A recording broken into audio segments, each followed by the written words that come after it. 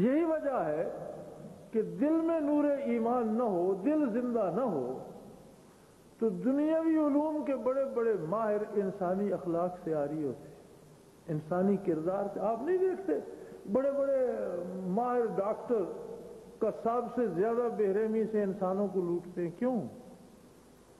اتنا کچھ مطالعہ کرنے کے بعد، اتنا پڑھنے لکھنے کے بعد، اور جب سینکڑوں لوگ ان کے ہاتھوں میں دم توڑ دیتے ہیں اور انہیں پتا ہے زندگی کی کیا حیثیت، تو کیوں لوٹتے ہیں ان مرنے والوں کو؟ ایسے لوگوں کو کیوں لوٹتے ہیں ڈاکٹر جب وہ سمجھتے ہیں کہ یہ بیچارہ دم توڑ رہا ہے اور یہ بیوی کا زیور بیچ کر، گھر بیچ کر، سامان بیچ کر، یہ بچوں کی کتابیں بیچ کر کرایہ لے کر آیا، وہ کہتے ہیں فیس دے دو تو دیکھیں گے، نہیں تو مر جائے مرتا ہے۔ دوسری طرف ایک فاقہ مست مفلس اعلان سنتا ہے مسجد نبوی میں کہ آج اللہ کے گھر میں کوئی مہمان ہے، تو وہ آواز دیتا ہے یا رسول اللہ، اللہ اس کی روزی کا انتظام کر دے گا۔ بارگاہ نبوی پہ جب فاقہ ہوتا تھا، مسجد نبوی میں مہمان آتے تو حضور اعلان فرما دیتے تھے کہ دو مہمان ہیں، ایک مہمان ہے، تو کوئی صحابی اٹھ کر خدمت پیش کر دیتا کہ اللہ مالک ہے،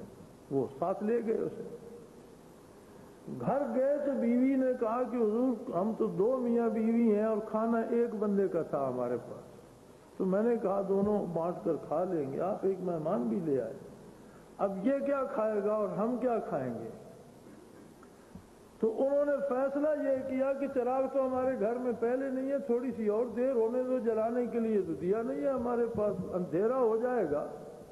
تو کھانا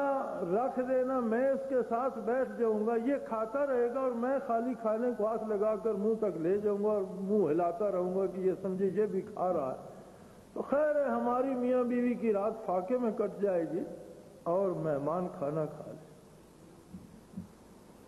ایک آدمی جسے ہم ان پڑھ کہتے ہیں، جسے ہم جاہل کہتے ہیں، جسے ہم صحرا نشین اور بدوی کہتے ہیں، جو کسی مدرسے، کسی کالج، کسی سکول نہیں گیا، اس کا کردار یہ ہے کہ وہ اپنی بیوی کو بھی خود بھی بھوکا سونا چاہتا ہے، اور جسے وہ جانتا ہی نہیں، محض ایک مہمان ہے اللہ کے گھر میں، اللہ کے نبی کے گھر میں، مسجد نبوی میں ایک مہمان ہے، اس کے لیے وہ اتنا تکلف کرتا ہے کہ اپنی حصے کی غذا قربان کر کے اس کو پیٹ بھرنا چاہتا ہے۔ اور دوسری طرف ایک بڑا پڑھا لکھا آدمی سینکڑوں یونیورسٹیوں سے کورسز کر کے آیا ہوا، اس کے سامنے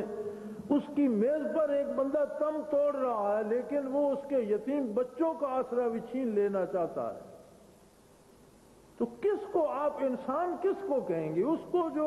قصاب کی طرح ایک مرنے والے کے کپڑے بھی اتارنا چاہتا ہے، یا اس کو جو اپنی بھوک رکھ کر دوسرے کو کھلانا چاہتا ہے؟ اس کا مطلب ہے کہ انسانیت کا کمال علوم عقلی سے نہیں ہے، اصل میں انسانیت کا شرف قلب کے علوم قلبی سے ہے، دلی علوم سے ہے، ان علوم سے ہے۔ اس لیے کہ جسے ہم ان پڑھ کہتے ہیں وہ ان پڑھ نہیں تھا، وہ صحابی تھا محمد الرسول اللہ